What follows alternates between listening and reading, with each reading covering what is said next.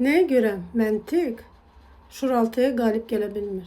Ona görə ki, məntiqdə qurduğumuz arzu, istək, hər hansı biznes bir müddətdən sonra sıfırlanır və yaxud da başqa bir yerdə özümüzü sınamaq istəyirik. Bu biznesi qurum, onu batırdım, bunu. Ona görə ki, məntiq şuraltıya ona görə qalib gələ bilmir. Şuraltıda sən o işlə məşğul olduğun işi birincisi sevirsənmi? Birinci onunla bağlı travman varmı? Məsələn, hər hansı bir şirniyyat sahəsində biznes quran insanın mütləq şirniyyatla bağlı travması olmalıdır ki, orada uğurlu olsun. Yaxud da o, məsəl üçün, tortmu, şirniyyatmı, yeməkmi, kökəlməkmi problemi şirniyyatla bağlı bir şuraltısında bir pişirməklə bağlı mı? Yaxud da ayaqqabı satırsansa, paltar satırsansa, hər hansı bir tikinti material satırsansa, nə bilim, istənilən sahə deyək də, yəni hər hansı ev əşyası satırsansa, mütləq ki, sən satdığın şeyin şuraltıda bir sevgisi və travması olarsa, sən o işdə, o biznesdə, qurduğun biznesdə çox uğurlu olursan, çünki ona görə məntiqdə şuraltıya qalib gəlmir. Uğurlu olursan və ikinci səbəb də sən əgər onu sıfırdan, yəni satıcıdan bu prosesi öyrənərək rütbə kimi qalxmısansa, satıcı, sonra direktor, idarə etmə və rəhbər səviyyəsinə qalxırsansa, sən bu biznesi batırsanız da 2 qat daha yüksəyini əldə edəcəksən. Yəni aşağı düşsə də satışların, biznesin.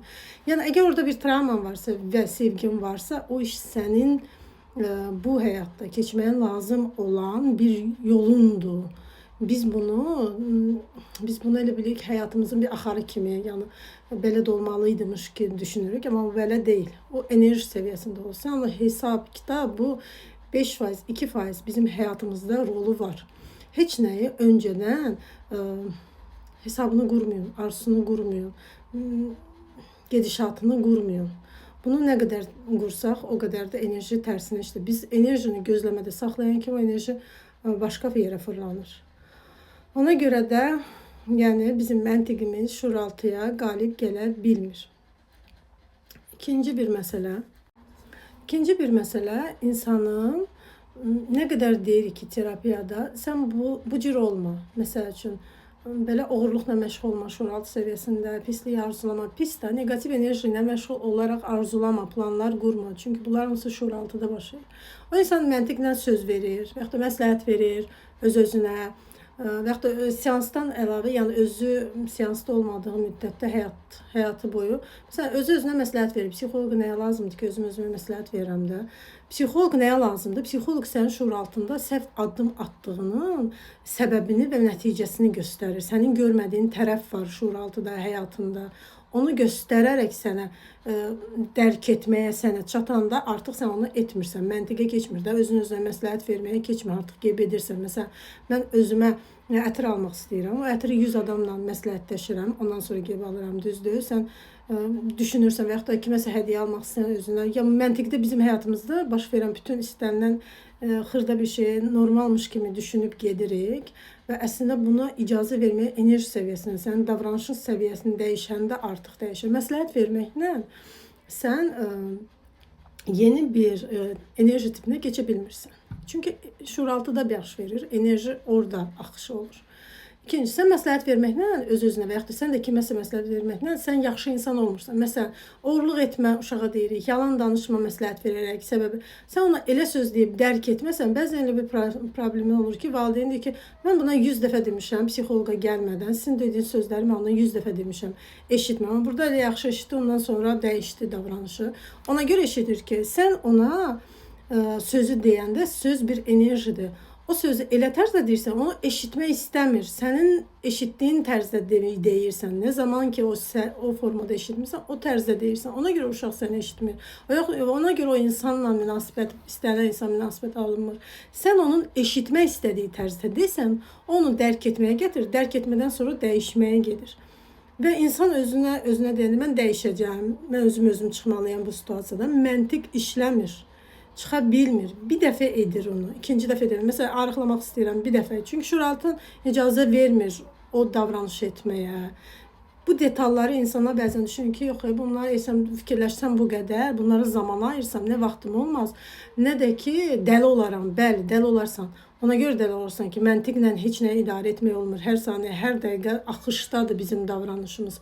Həyatımız axışdadır və biz bunu sadəcə öyrəndiyimiz yəni necə proqram varsa o cür gedir də proqram. Dəyişə bilmirik. Dəyişmək üçün stop deməliyik, ora fokuslanmalıyıq. Fokuslanandan sonra proses dəyişir. Fokuslanmadan avtomatikdir də. Məsələn, yoldan keçən insan hansı reaksiya verməyimiz, danışmamız, bunları düşünərək etmirik ki, avtomatik şəkildə edirik. Və bunu düşünsə, otursa, bunun üçün insan özünə vaxt sərf etməlidir, üzərində işləməlidir, davranışların dəyişməsi üçün. Digər insanlar bəzən üçüncü bir prosesdir. Digər insanlara doğru dürüst insan niyə qıcıq verir? Saf insan digər insana, hansı ki, saf insan aldadan insana, başqasına kərək gələn, quyu qazanın arxasına maskalı bir insana niyə qıcıq verir? Çünki onun saflığını götürə bilmir. Düşünür ki, o necə ola bilər belə saf ola bilər? O necə ola bilər belə düzgün ola bilər? Yəni demək, başqasına pislik edən insana qıcıq gəlir. O dəyişə bilmir. Çünki onun ruhu o kodda böyüyüb, o nəsillərdən gələn bir kod var. O ona qıcıq verir və özünə nə qədər desə də ki, ya da psixoloqa gəlsə belə, yəni düzdür, o prosesin üzərində bir nöqtənin üzərinə gəlmək bizə 21 gün alır ki, biz şuuraltı bir dəyişsin o üzərində, o problem üzərində. İnsan özünə məntiq edirsə, mən daha bunu etməyəcəm, uğurlamayacam, yalan danışmayacam kimsə. O enerjisi dəyişmədiyinə görə, o ruh səviyyəsində olduğuna görə məntiqlə məsləhət verdiyini bir dəfə eləyir, ikinci dəfə özünü saxlaya bilmir, məcbur olur. Yəni insan özündən asılı olmur o yalanı, o uğurluğu, o resursu uğurlamaq. Elə düşünür ki, elə həyat tərzi budur da, hə bir dəfə etdim, elə düşünür ki, ya daha bunu etmir. Ona da o saf insanlar, düzgün insanlar o qədər qıcıq əsəb verir ki, elə olmağını istəmir. Ona görə istəyir ki, elə onu ləkə yapsın, ona pislik etsin, o da belə olsun. Onda olan şey ona yapışdırır ki, etdiyi şey ona yalanı və yaxud da uğurluğu ona yapışdırır ki, görə o məşğul deyil, bu məşğuldur ondan. Yəni bu insanlar o insanlara qıcıq verdiyinə görə məhv etmək istəyirlər. Hər zaman düşünün ki, yüksəkdə olan insan məhv etməyə çalışmır. Aşağıda olan insanı məhv etməyə çalışır. Əgər yüksəkdə olan insan, aşağıda olan insan reaksiya vermirsə, onu görməzdən gəlirsə, onunla enerji balansı qurmursa, onunla saymırsa deyək, danışmırsa, ünsiyyətini tamamilə kəsirsə, o daha da yüksək. Yox, geri dönüş edib ona cavab verirsə, yüksəyə düşürsə, o insan öz səviyyəsini ona görə enerji səviyyəsində aşağı salır. Ona görə sizə enerjisi bərabər olmayan insanlarla ünsiyyət qurmayın. Dostluğunuzu, qohumluğunuzu, əlaqənizi davam etdirməyin. Məsələn, insanlar var ki, seanslar deyir ki, filan qohum, filan ünsiyyəti məcburam çünki bir yerdə filan. Məcbur olmayın. Heç kimə məcbur deyil. Əgər bəyənmirsənsə, sevmirsənsə, ikiyüzlü maskalı sifətlər görürsənsə, yalancı gülüşlər, arxadan qazımalar görürsən, ünsiyyət qurma, get-gəliş etmə. O demək deyil ki, sən pissən. Sənin pis olduğunu sən özün bilirsən. Sənə kim nədirsə, o insan, yəni gec-tez o enerji ortalığa çıxarır kimin nə maskası var. Sən özünlə məşğul ol, sən öz ruhunla məşğul ol. Kim sənin arxandan nə danışır, nə edir, heç vecinə olmamalıdır. O enerjiyə düşməməlisən, onu səni narahat etməməlidir. Əgər sən dürüstsənsə, o səni narahat etmir. O insanların ətrafına çoxlu dost, tanış, ətraf qurur ki, o insan sübut etsin ki, mən yaxşıyam. Yaxşı olan insan heç kimə sübutuna ehtiyacı yoxdur. Onun ətrafında çoxlu insan da olmur. O öz yolunda gedir və ona yaxın olan, o yoldan gedən insanları özünə cəlb edir. Əgər onun getdiyi yolda heç kim yoxdursa, o təkdirsə, o daha güclü insandır, daha özünə güvənli insandır, daha bacarıqlı insandır. Və bu bacarığını onun özü bilməsi yetərlidir, onun təsdiqə ehtiyacı yoxdur. O yüzden özünüzün təsdiqi olun, bu sizə yetərli olur. Təşəkkür edirəm.